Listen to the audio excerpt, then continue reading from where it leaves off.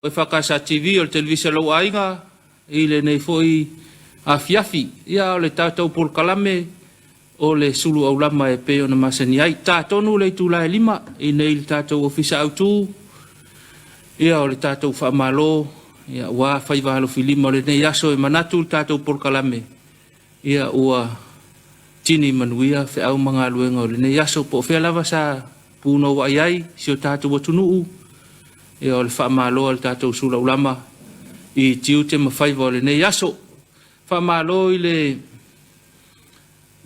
au whai ngā luenga to whia le atua le rātou ngā luenga o le whai tatalo ia e tuli ai pēr ngā luenga ma tiu te si o tātou watunuu i lea taimi ma lea taimi o le aso whaaftai malo tatalo le ngata i lea ia le fu tātou tu vai mai i le aso mua o le nei masina aso mua o se tema o le fōlaunga ma le savalinga ia o ngā luenga e whitaitunga ia o le mua lawa e whaamua i le atua i lona pesoa ni mai ia malona lima taitai o le tātou savalinga ia o le ngā luenga le ala ufai ngā luenga taulongo ma le whaanono ia au manuia pēr le tātou savalinga le fu tātou sopo mai i le nei masinga o le tausanga masina o le naiva le nei ua toi fo i le kuata muli o le tausanga i le savalinga se o tātou atunuu ia male au whātua male e kālesia whamalo atuai whaiva matiute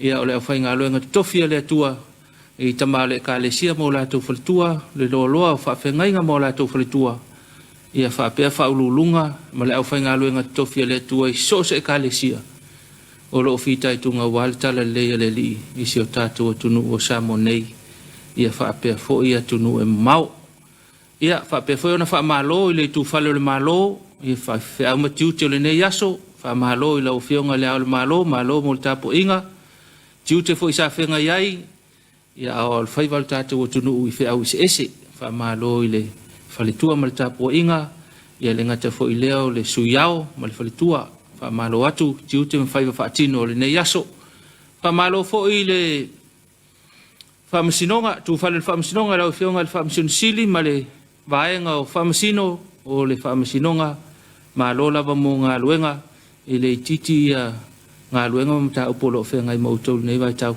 ma lo atu tātou Suluaulama i tiu te mawhaiva ese whaululunga ma ta ngā luenga le malo ma ta ngā luenga le tu maoti wha ma lo lava mo tiu te mawhaiva sa whenga iai mai ai whaululunga ma ta ngā luenga ma pūlenga se ia o lava ia i tātou ia o loo vai malima iai ma ta ngā luenga ese le malo mo ngā luenga whaatino le nei aso vi ia le li ia le whau tātou lata i le aso e umai ia whiau mga luenga mo i tātou e ngā luenga mai le aso ngafua ia se i pā ia le aso wharaile malo lava o le wha malo foi mo pisinisi company pisinisi ia le ngatai lea o le atina e le tangata o lo whai mailona maota o lo na whale o loa po whea lava o iai o whili maketi ese i taftafaala o le maketi i taulanga i le ngata i polunei a whapefo i sale lolonga ma so se vaenga le atunuu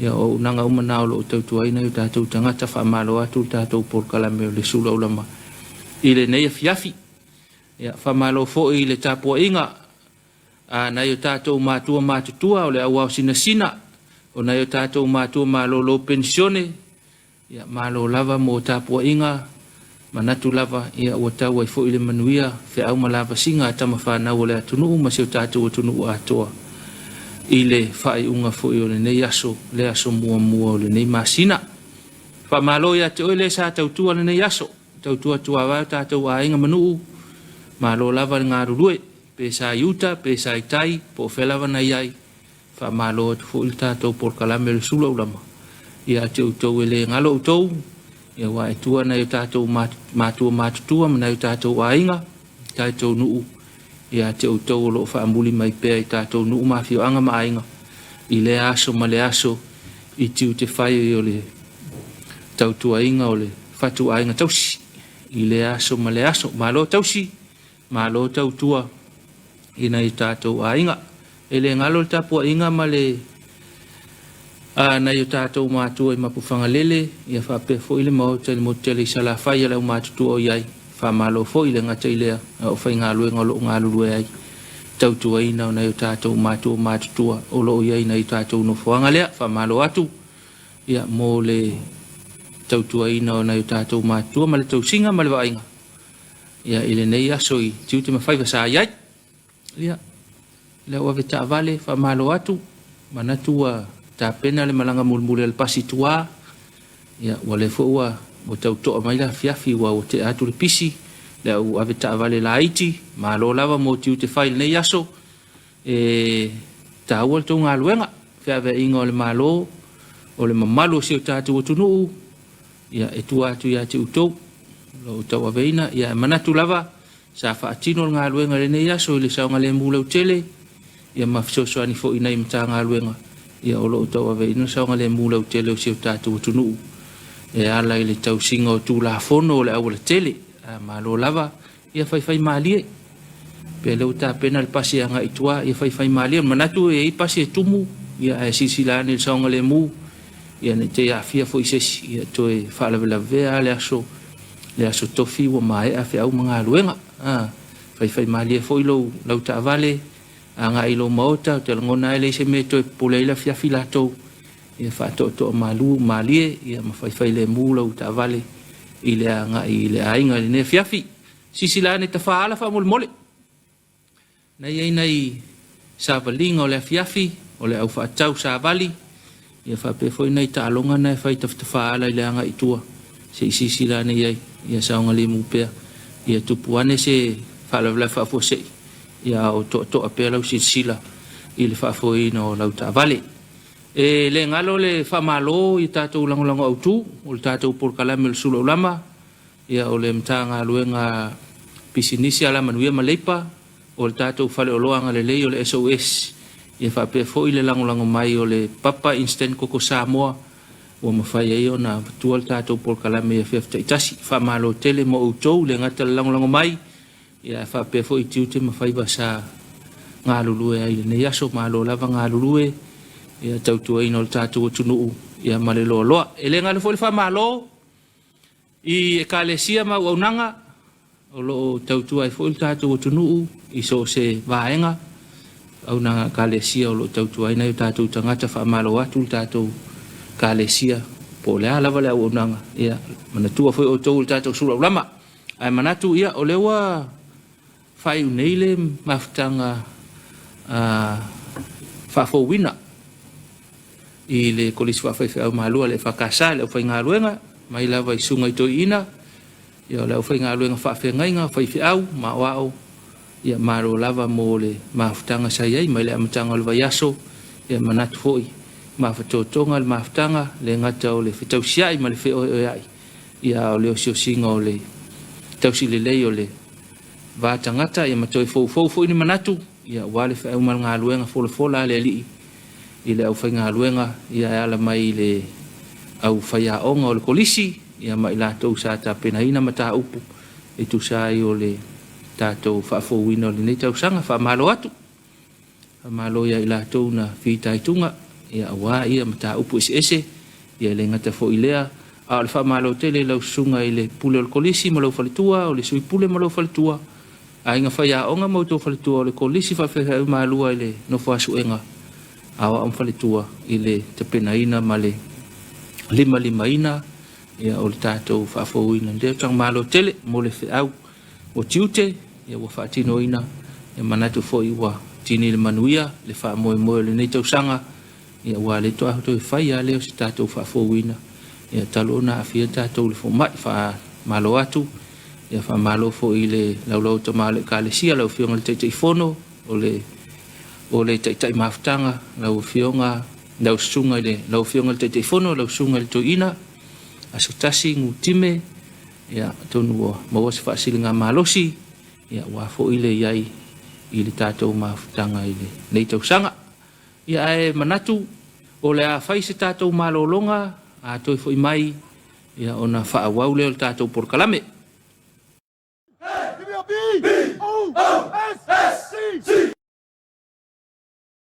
What we have. What we have.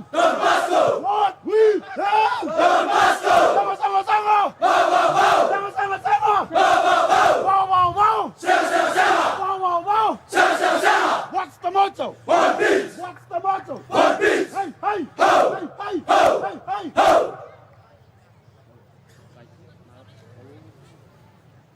That's the Lord, don't stop.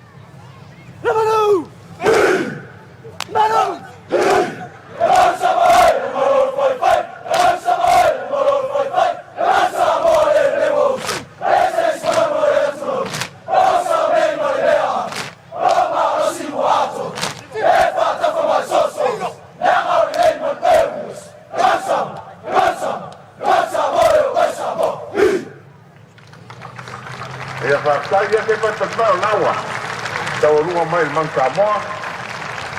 Howie!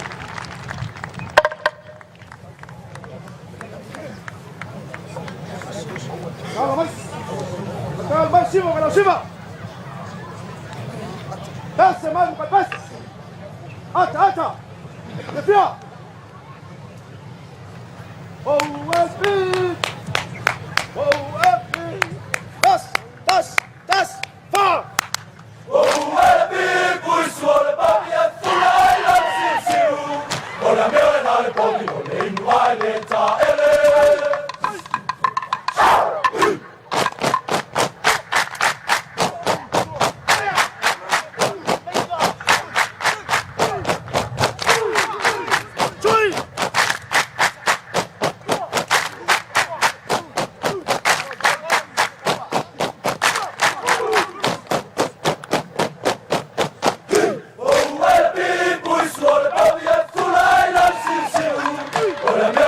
pogi o le inua i le taele.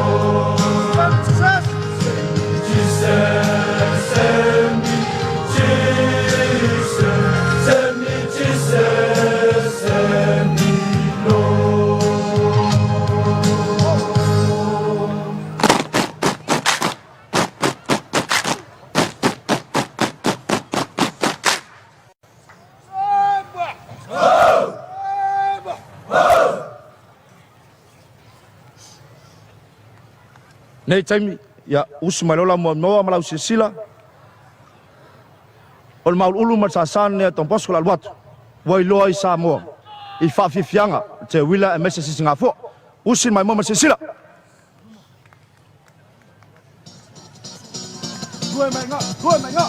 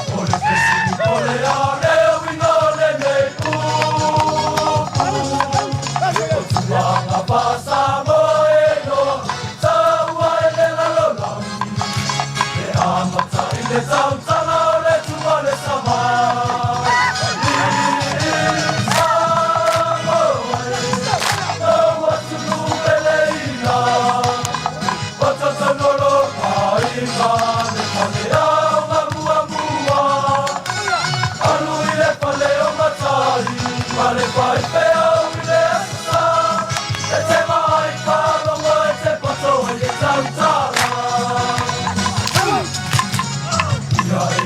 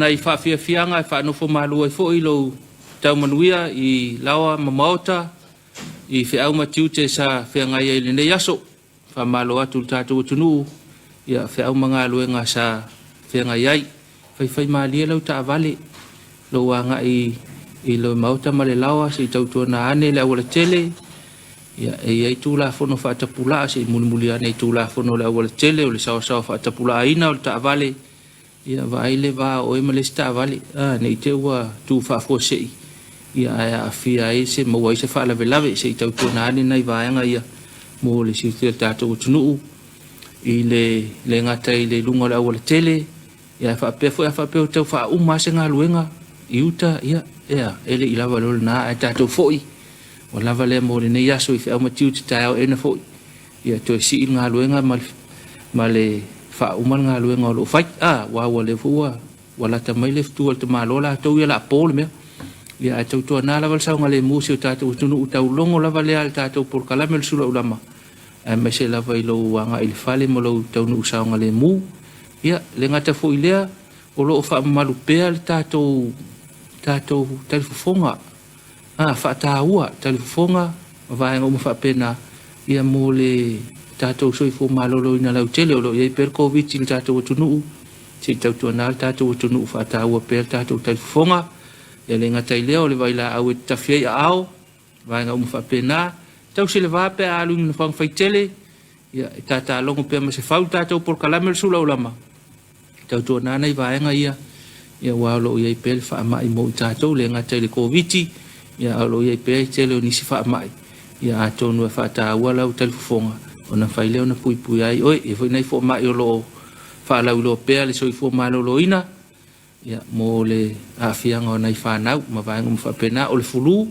ia o le ai el fulu i tatou tunu ia o lunga la va ia tatou ala tatou afia a e sili al pui lo tong fitia wa va nga te lo mal pui ai oi mal fulu ia ma ia le fa ma fa nei va nga na ia woni i maua tatou le ngase le fulu fa talo fa tuai le tanga luenga o leo a mo le nga luenga fai tau singa o sa nga le mula o tele o tatou tunu ia o le tele po fe lava le va nga fa talo fa tele atu la o fio nga komisina so komisina ma lo tanga luenga i nga luenga fo isa fa tino le nei aso ia tonu sa u tai tatou afta vale ia auto ia o tau fa tu langal ne Afiafi fa so ina o ta vale lungo le tatou o le tele ile tala fa tai o pia nei fai tatou tiute ma tatou mta fa yo tatou avita vale tatou lango i tanga luenga ile tau singa o sanga le mula tele le ngata fo le o le fa malo so fo malo loina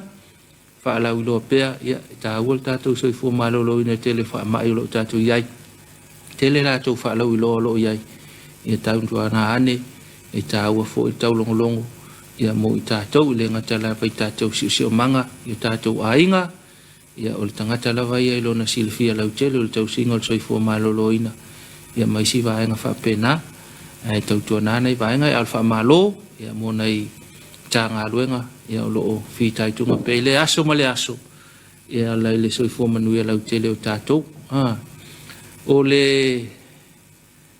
so mai tatou por kalame o le fa malo stino le ola fe so tai le mal taulonga so fo malo loina tatou por kalame fa mal stino le ola ya o lo lango ina e vaenga nei o le mtanga luenga so fo malo loina o le vaenga le HIV AIDS o le vaenga le cancer kanesa ya male vaenga ale TB po le fata vai o nei vaenga i o le mtanga luenga so fo malo loina o lo lango mai le tatou por kalame o le fa malo stino le ola ala tu tatou po kalame au tu ia mo se vaenga o le tatou kalame nei o le fa malo stino o le ola Uso, you all right? Is there something happened? You wanna talk about it? Yes, if it's alright with you. What happened? I think I'm sick. I'm not feeling well. You want to go see a doctor or nurse? I think so. Okay, let's go. Okay. Understand and support each other by talking openly about these diseases. Nothing is impossible if we give each other support to talk about it. Getting your test done and allow appropriate treatment if you are positive. Do it for ourselves. We can be safe from sexually transmitted infections together. All we need to do is to Talk it, Test it. and treat it. It's as easy as 1, 2, 3.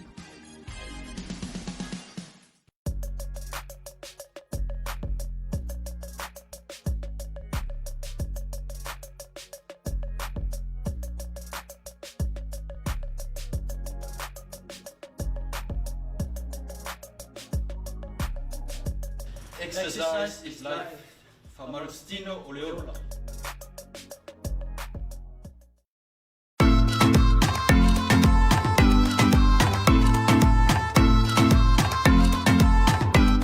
Okay, o lela o lima ia no ado lela na ado ma fapele ku fapetas. Lua, Tor, Fa, Lima, ia, koma ko sa malifari. Koro seki kai fai me uma, nga ale koro seki, le ibebela lo ia masolo kingo me le feeling avo. So kwa amaka hore me amakai, as, Lua, Tor, Fa, Lima, ia, sa malifari, Pero waki kilo mai ai. E o mo le si vai nga le, ala se ka kokom. E ka kokulo dei lunga lo kau au mo shoulder. Pe vengo fa ya ko lima o masolo kingo e kauanga tauna ap. Langa ie ui mai ai ala koko e supply mai lo kingo so e kauanga tauna ap. Fa malo stino o le holo. O me ai palengi mal mamafolo tino.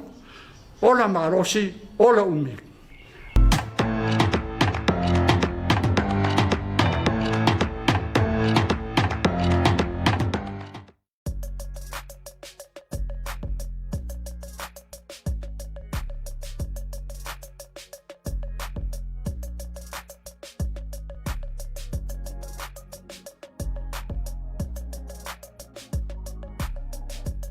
Exercise is life. Famarostino Oleola.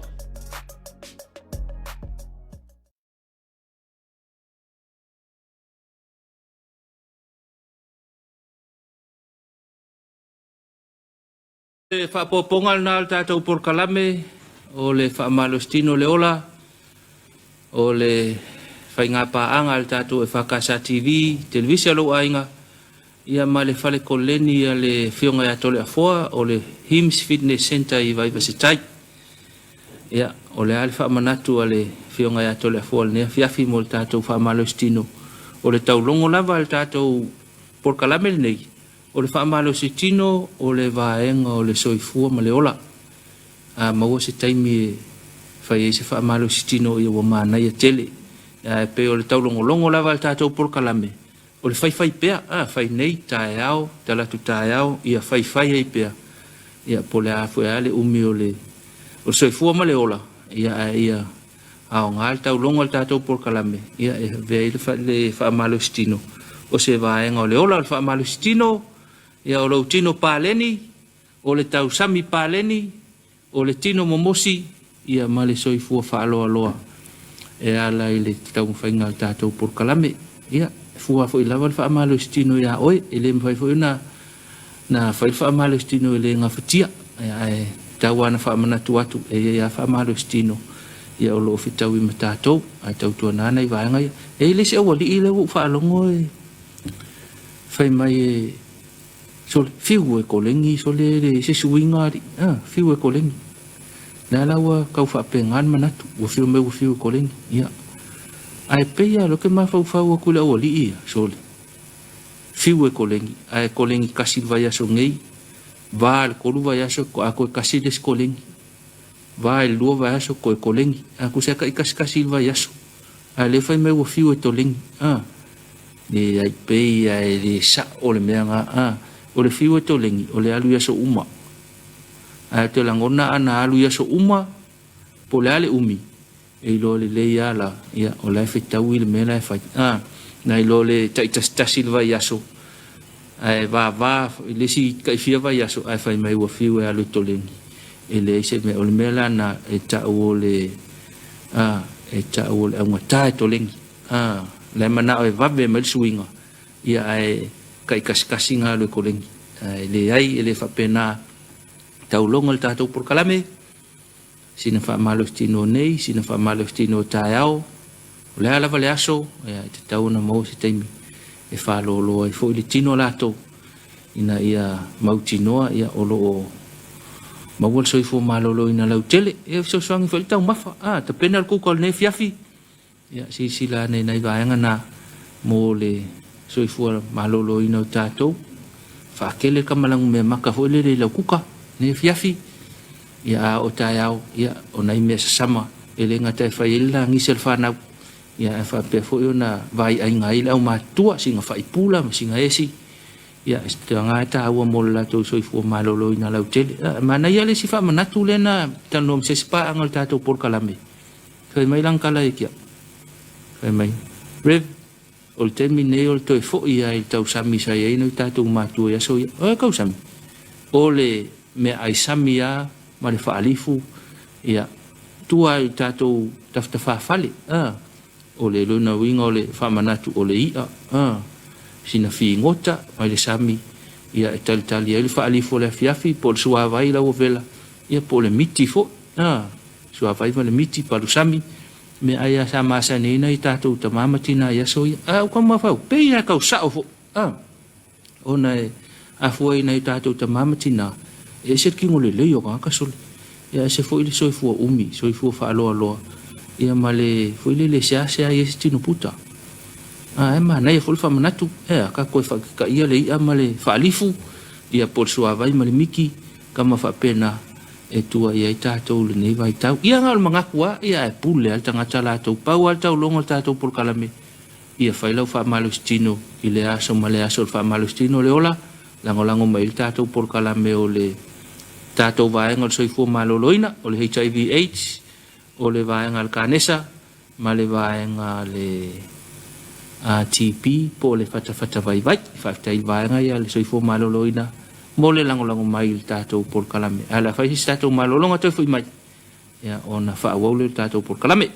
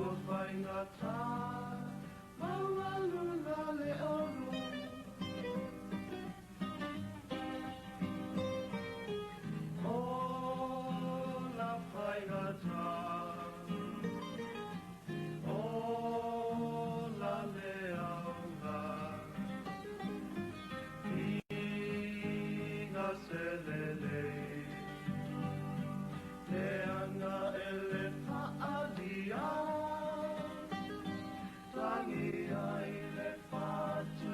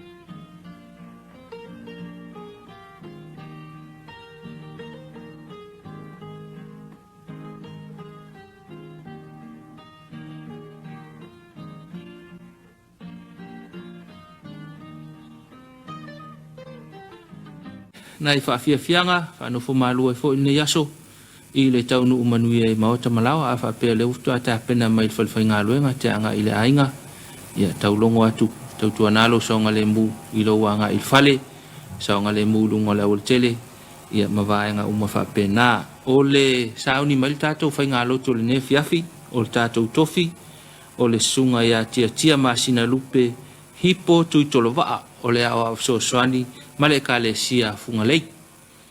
Ia tau na mana lau whafonga le tunu upele male ka le sia. Ia tau fo ina lofa ngia le atua, le upu fola ala na wauna. Ia maua se fi au tāua mo I tātou le ne Afiafi. Manuia lau whafonga le tātou Tapuaiga ala tau tuatu le tātou ofisa au tū. Whaafiafianga whaaleanganga tupulanga televou, whapea fo ina I vi inga o le atua. Tāpena mai I tātou Tapuaiga Afiafi.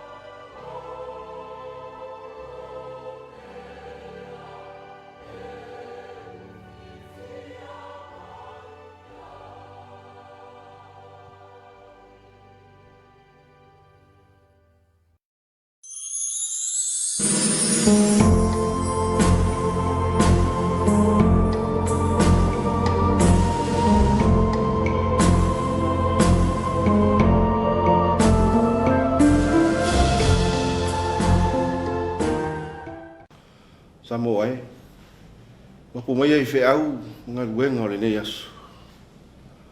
O lau alunga fuanga uma, le alofa maleanga le leo lo tātou tāpa au le laki. Na ua mānawa ngā ruenga. E si i fōi le whaaftai ma le mi inga. Sa fōi ma le whaamu e moe o le nei asu. Si o tātou talo i le nganga pai. Lo mātou ri i e lo mātou tua. Lo e lava le ona le malo si umalanga. O e lava o le na whaia le langi ma le lalo langi. O e o le tupu, o le li o li. O e lava o le atua o le whaavavau. O mātou mapu mai whi au mga ruenga o le nei asu. O mātou mana tua pēa le alofa ma le anga le lei o la awa whio. Sa e mua au, o muri au ia i mātou. Wa fo i whi au ma whi tā i tunga, sa whianga iai lo watanu. O ngā ruenga wata tofi ai i mātou. Wha auta lava lea, fo i lava ma le whiwhia. Fo i pēa le vi inga i ate oi. Lo lava nganga pa ia i le mwhai lava. Lo alofa maloanga le lei tau to'alo ina pēa i mātou i so se taimi. Panga noa e oso wha ia i mātou e le li o le pō. O mātou wala au pēa e whaavavau e whaavavau lava. Ia o mai a pēa lo nganga ia i mātou. E whaau ai pēa le mawhitanga ma oe lo mātou tua. Matali nei tu lao le afiafi. Te ia o lava i le whaavavau e whaavavau lava. Amene. O nisi o awhionga pa ia o lo tātou ri. Pe o na manatu ai le tusi, kai ta waso le nei asu. O mo mai lea le tusi a kenese. Lona mata upe tolu. Ala au whaita wina le whai upe sifurma le fitu. Ia wha pau mai le sifurma le iwa. Wha fonga mai ai nisi o awhionga pa ia o lo tātou ri. Wa ia whetala atu fo ia a tamu. Wa e usi tai le upu ala wapa. Ma wa e ai le la au no ufai atu ai i ate oe. Na whape atu. E aua e te ai ai. O le mea lea ua mana i ai le lau ele ona o oe. E te ai ma le ti ngā i aso uma o ora. E tu tupu mai ai o la au tui ma la au tala i ate oe. E te ai fo i la au wafu le whanua. E te ai fo i au mea e ai ma le afu o mata. Te e toi fo i atu i le ele. A wana whai nai lava oi. A wā le efu oi.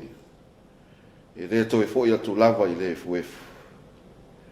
Ma e toi fo i atu lava i le efu. Whaamonia mai le tua ni soana fiong pa ia. E tu mau pealon lava vi inga se au i le whaavavau lava. Amene. O sina upu e tau na fufola ai. Ia ma tau whaamataltala ai le winga moni. Wa fiong pa ia lo tātou wari. O le launga lava mai le nganga o le tua. Tau na whaamatala ina. Ai e fisosoani mai pealo na nganga. Tau tōlo ina e fōi, le whaafufonga ar tātou atunu. Au whetalai o ia. O le tusilawa ia ke nese lo nam tau pe tolu. Au lona whai upe sifurma le fitu sifurma le ibu. O lo tau to ai le lo loto o le manatu au tu. E whaapea. O le mamaru ngā luenga ma le whaa masinong tonu. Tonu o toi whamanatu mai le tala ia atamu ma ewa. O lua i tangata o le whea ngai ngatuai. Pe o na whamatala le tusi o kenesi. O le toi ngā luenga le atua na ia whaia e le tangata. E whai lea morona whaatusa. Ia whai ngoa fo i a te ila ua. A tamu ia malfafine ia ewa. O le tala malama ua lau silfia uma. O le mena tupu, le whatoanga i e tēnu. Ina ua whao soina le ngata. So lia ai le whatanunga tonu. Ina wala ai le la au. Ka pēa i loa ai le lei ma le leanga. Pe ona o mai le manatu au tu o le mamalu ngaluenga ma le whaamasino tonu.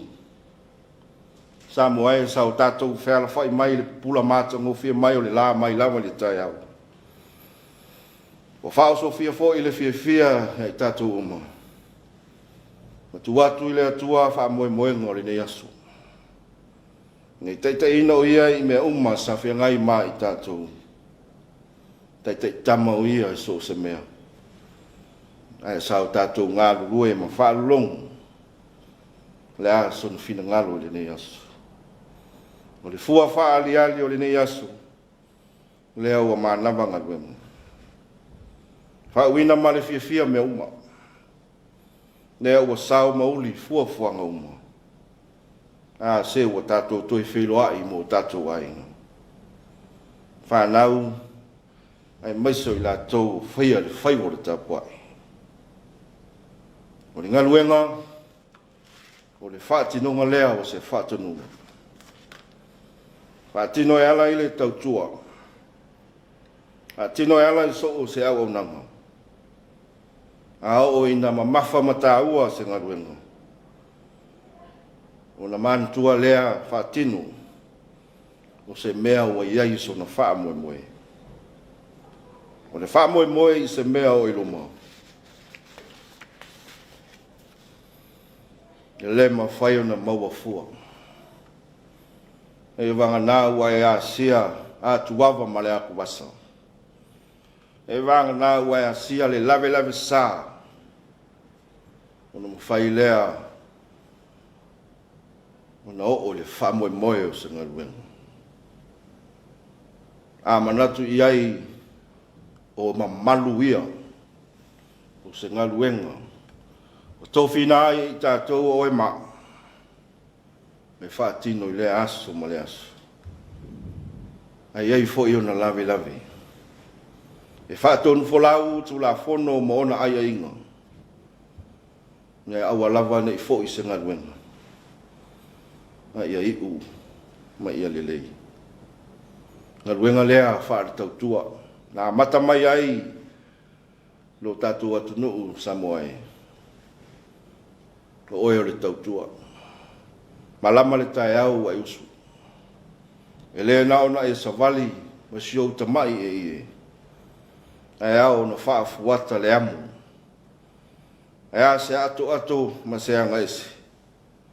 Ngaruenga ia le tautua ua tu ma tā manga. I fo i le tae au, fo i mai le Afiafi. Tā pena le tu noa uale ngā sena. Ngaruenga tautua i whai i aso uma. Au lea le wha moe moe. O le ua whai ma tautua. Tautua le matai. Tautua le sao le ainga. Tautua le whai whi au ma le ekalisia. O ma malu ia o le ngaruenga wha a tautua. A mai au lesi wha moe moe. Na anga atu lea o lesi wha moe moe. O le wha moe moe au tū. Na o whaatasi ma le mamalu au ngaruenga wha tautua. O le tō mai lea o le matu palpala. O le wha mamianga e ngana mai. E tusa ma lau tautua. O le wha manuia ngana. Wha manuianga ia sa nau nau ia ia kopu. Na mafua ai o na wha o le tofio e sau. Na ia lau lau saa mai. Na ona tui mafi fi wha mata la o. O ngaluenga e o wha tasi mama manu. Ai au foi na wha le tonu na wha tino. E whitai ia i lava i tātou ma puapua ngā. Malama le lele tala i mele tupu i e tena. Ngaluenga sa tō fia ai a tamu ma ewa. Ese whaingu fie. Tau lava ina i a lawa aia. Le whaatoanga. Le taoto mai o le matango fie o lau o la au. Wa mea umo i to tonu o le whaatoanga. Pau lava lea o le ngaluenga na tofi ai i lau. Wa ai le whaatoanga i e tena. E le ngata i lea watu i ai e le atua le pule. Pule ai so se mea e mana na o ai. Ai ai lea pule. Wa atua i ai fo i male mamadu o ngaluenga le li. Ia e panga lava lea. Tasi lava le la au. Mai la au malama o le whātoanga. O le la au pito i sili lea o na tāua i le tua. O le la au o lo iai le usta. Ma o mamanu ia ma mamalu ia. O tō whinga le tua sa tō ia a tamu. Na au o le whātoanga o e lea. Na o le la au o lo iai le usitai. Pau lea o le la au e pule iai le tua. I le o iai le pule a tamu. Usitai e whaatino me o le tautua. Ai tasi ale taimi e whaasei na ai ono manatu. Ia o manatu lava. E siri atu le manatu manao. O siri atu le manatu le vai o mata. Ia ua vea ma vaenga o whitai iai ma pupuanga. Pe o na whaamatala ina le tusi a kenesi. O le tūla whono o le ustai. A o lona whaasalanga.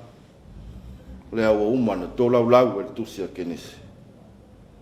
O whitai ai lava a tamu mai e wā. Ma pupuanga o le olanga. E te ngā le usitai. E ino sia fo i le usitai. E lama tia fo i le usitai. A la la ia le malo le matua i le tua e sumalia ai me uma. O lo tātou wha amasino tonu fo i le nai puipia i tātou. Ma le tele o luitai o le ola nei. Pauta i le li o keriso. Sa waina o no usitai. Ta wai maa ma sasa i la au ono le ustai. Tu wheanu iai tangata, to e iai. Ai sa whaatino lava la nga luenga ma le ustai. E tusa ma le finangalo lonu tamaha. Tamo ai, o le mamalu au nga luenga o lo iou lava a au. O le wha amasino foi tonu foi o au nga luenga ma lau tautua. O lo iou lava foi a au. E mamalu ma pa ia nga luenga uma wa tofi ai i tātou. Ai silsili o na mamalu. Ba tātou si tā ili atua malona finangalo. Ina ia whaatino o matiu te mga luenga i le whamaon. O si tai, wha pēr le alofa. Amene. La tātou pese atu le pese o saunia.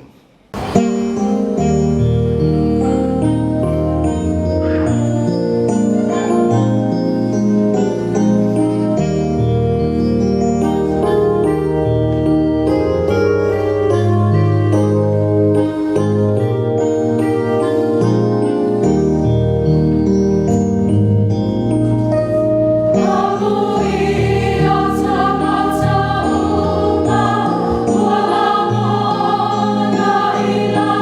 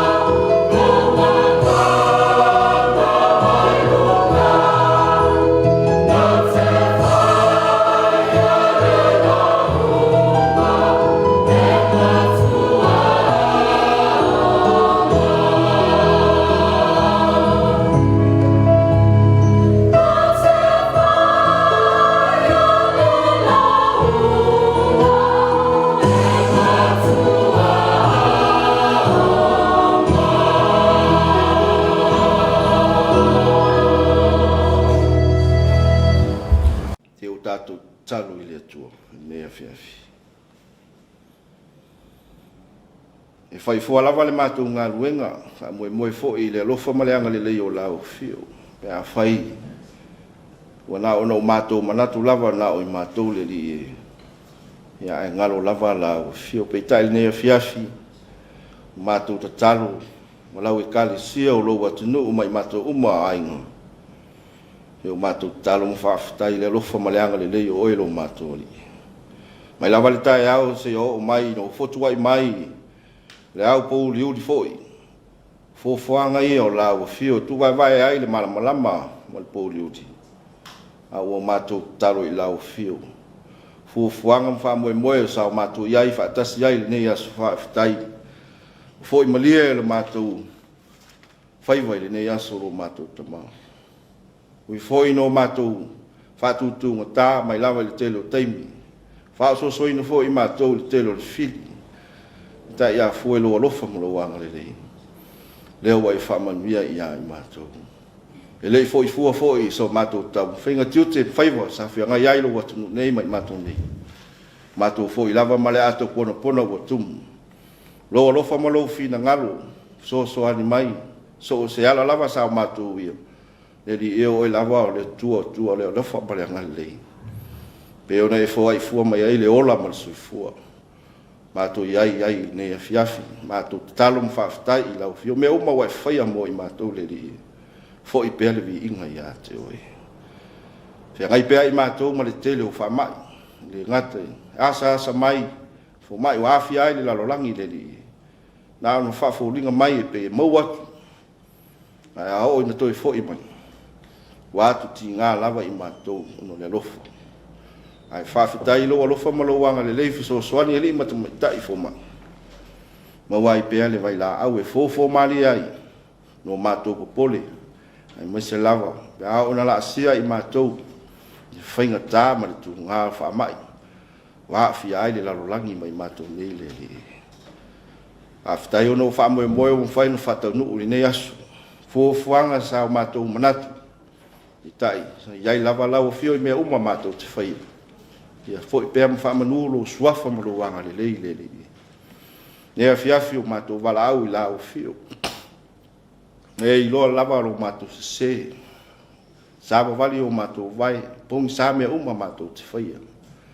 Tai nani o mato lava fuanga mafo fong. Wati di ai, lata mai le o le po. Ma faina ai fai Le ngata ia i mato ne o le atunu au. Mai se lau malo le li. Talo le nei Afiafi, ia, mangalo i mātou so mātou leo. Mangalo i mātou so mātou se o au mātou winga o whatau no o sirfia e lau fio. Ia fo i pēle vi inga ia te oe. Ai e tātia pēa o mātou se. Te sila pēa ma e whamangalo ia i mātou. Lea aso mo le aso. Na o mātou mana tō pēa le maliwa lo alu pēle o Iesu ke visu. Whai lea matongi ola, se o i le whaaba vaulu mātou tō. Mātou talo le nei Afiafi o mātou tabai. Leawa, whai uma fuanga mga luenga. Tā pena fo i whai ngā malo longa le nei pō. Talo i lau fio, e leo ina pēa so i se i tuwala. I os fo i ai mātou le te apolo le ri. Ia leo pēa i lau fio lau whanau nei. Nia lau fio i o mātou fuanga toi. Ria nei atunu o Samoa. Nia o mātou ta māma tina mātou tua o toi oru sina. Ai a ila tau o whaile whaiwar ta talo i le aso mo le aso. Wai pēa le soifua. Wai pēa le ola. Nia lau fio i whaina umore nei atunu.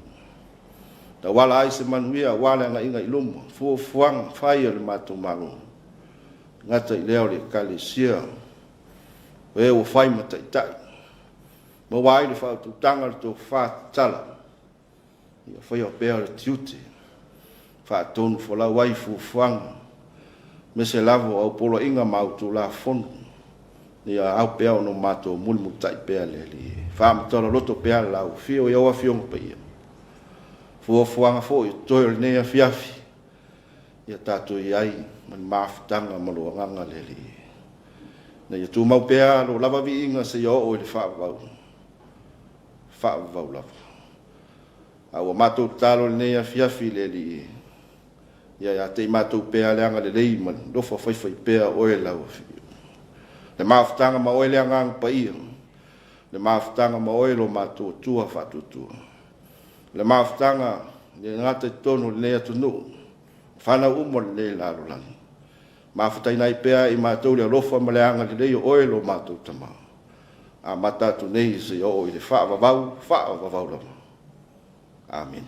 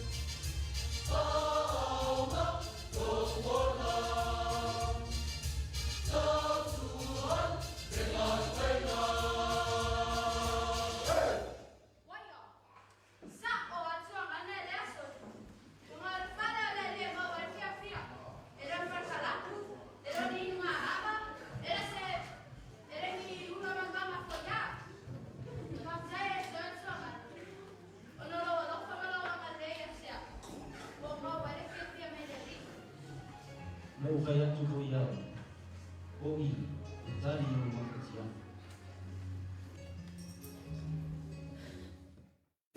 Le ngā luenga o le Afiafi, ia ua tapena fo i whaafating toanga, ia le tāpenanga o le tala le lei, whaafatai tele i lau sunga i le tofi, lau sunga tia masina lupe hipo, tui tolo waa, ia mo le Tapuaiga i le nei Afiafi, malo talo, whaafatai mo le whiaua le tala le lei, ia ua taulongo ai fo'i, ia le au whaatuatua ma le whanau le atua le nei Afiafi ma le kalesia, whaafoi pele mau lau sunga le tofi, ia wālawa tiu te mawhaiva i le lua ina o ngā luenga le atua, pia foi le soani i le sunga i le whawhengainga, ia ma le ngā luenga le atua. Ia, maua lo soifua lau le leile tino, ina ia whapeo na maua pea ia le soifua lau le lei, ia wā tiu te mawhaiva, ia o lo o whenga iai. Ia mau foi le whautua le lei i le whalitua ma le no whaalo ma le ainga. Le ngata i lea o le manuia whafowina, ia wālawa le ngā lue ngā le tua. Ia, le ngata fo i lea, ia whaafitai tele, ma le whaamalo i le sunga i le whawhengainga, ma le whalitua, ma le kālesia i fungalei, awa tele lo kālesia, ia, malo lava mo le tātou Tapuaiga, whaamalo le au whaipese, au asafo, ia whapea le au ofisa o le au whaipese, ia mo vi inga mātango fie, ua mana ia il tātou Tapuaiga o le nei Afiafi manatu fo'i, ia ua soani i le whiau fola o le nei Afiafi. Ia e manatu o le atou tu atu le tātou ofisa au tū, mo nai whaasisilanga ma whaasalalaunga whaalau i tele, ia mo le sila fia le tātou atunu utoi fo'i mai, whaawau le tātou polkalame o le Suluaulama. Whaasisilanga tāua ma le Samoa Business Hub. Whamole mole i lanto umolo ta ua sua whailalo, e mana o mia vave se tātou whiso o ta inga i le ofisa tū to tonu o le Samoa Business Hub, i le whangawha le lua o le sana le complex i Saleufi, o suafa ma fioanga, mua, Merinaite ne weli o nufou, lua, Maria Sia ma Mateo Siliato Saleapanga, tolu Manila Pula o Malie, fa o welese Aisaka o le usoli malaulii, lima si lia Yakopo Sila o Faleasiu, ono asotasi sa olotonga o Samusu maurutongia le ipata, fitu fui maono filifili o salani Falealili. E tāua tele lo wamana ia mai o le vala watu, ma lou tala ao mai, e whaatala no ina au tounu no ngā tupe i lano o le tātou polkalame o le Green Business Support Credit po le GBSC, ina ia vave o na fo ia ni tūlanga e ono a whaina ia tātou ngā luenga whaapaanga. Whafisota e mai no fo valeane ala tupe, po e tisone a fualo, i telefoni fitu lima fitu fa tolu lua iwa, fitu lima fitu fa o nono, po le valu fa lua fitu o, po email nofo@samoabusinesshub.ws, e tisone @samoabusinesshub.ws. Whafetai, sa inia vai tulia ala tina yoelu, ofisa silio pulenga, Samoa Business Hub.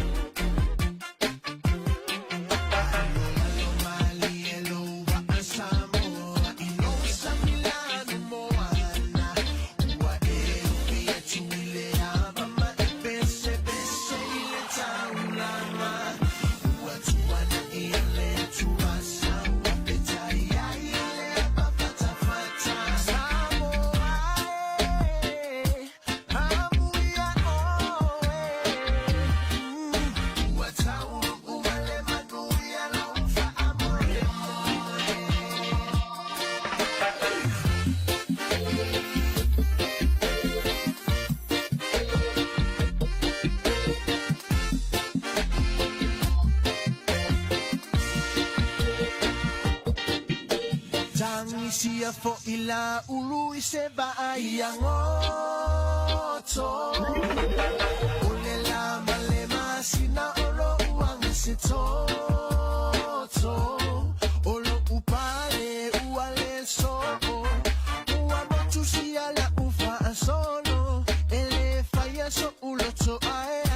taile fa'alongo away with darling so yaiti fa'alongo olo wale fale nadia wa ilo tasilu watulu fale alofa ailiba ilau tautoga wala bea iyo umama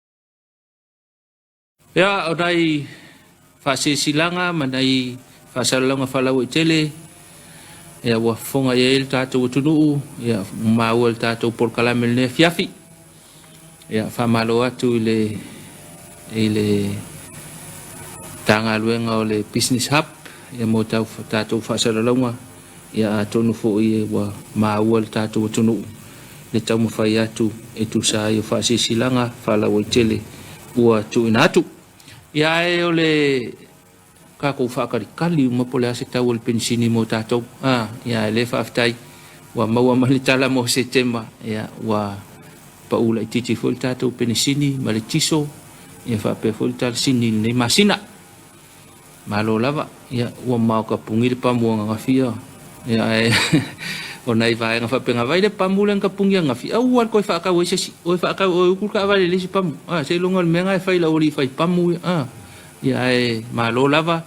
Ia fuafuanga le malo le fua whasino mai le tau o le pensini mo tātou i le nei vai tau. Ia soani fo i le i tātou whaataunga mawaenga whapena. Ia te langona lava. O le whautuanga le tātou porkalame. Se ilonga o le whea au kakau ko alu ka vale. E ui ale upa ur pensini. Ia kako alu i le alu kako whakai kai kamanga. Wala ako e si in masing fau. Ia lau tātou masani il tutu o le ta vale. To a minoi la volta avale il teime mana o mi ai nei vaenga na ni vaenga e a nga fo i mo tatou a o le fa solonga o tatou por kalame ile nei Afiafi tale tu la fitu o tatou sa mo tau longo e a ona so mai ile o tatou tale vai fanua mai le ala ta fitu fa nga pa anga le EFKS TV ia male Pacifica TV ia Australia i tala i vai whanua e ala mai le ala ata fitu ia a maea ia ona a ile o le tātou whawhiawhianga a whale tūla e walu o le tātou polokalama o le aua le ainiu malili tātou polokalame masani whaalau ilo aila o atinae ia matūlanga o lo iai lango ina le tātou polokalame na le whale o lo whaatoanga i tātou uma o lau whai whaatoanga ia a whiane i le tātou whale uloa ni mea mana o mia.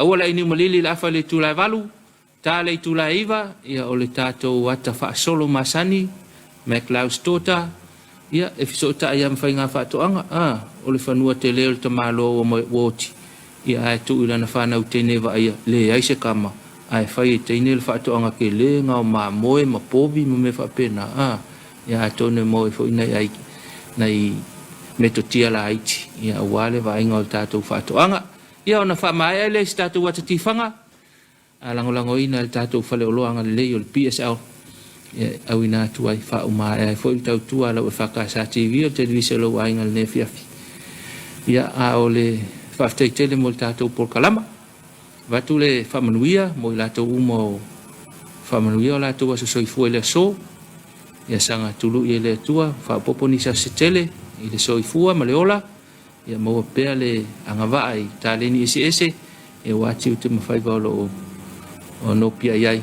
i so o se tafole nei soifua ma le ola to manuia le atua ia soifua ia le ngata fo i lea o so o se wha moe moe o lo whenga iai mai tātou ia e manatu a tau mai le siu i o le tātou porkalame whaftai mafuta mai ia se vaenga fo i le tātou porkalame o le Suluaulama ia e manuia tele whaasausanga o le ne Afiafi a whata o te fwoi tō whanga, ia au mai lea nganga o lea tua tātou malolo, a mai si tātou malo si fwou, tino ma fwou ma lea nganga, a wā fwoi tātou wanga atu i lea sfareile, o lea so whaai u whiau mga luenga, mo i tātou ngā lulue, mai lea so ngā fua lea sfareile, a wha awoi pe ngā luenga lea wāenga lea ngā lulue le whai ungo le vai aso, manu e tele malolonga le Afiafi ma le wha sausonga lea tunu pele tō wha soifua.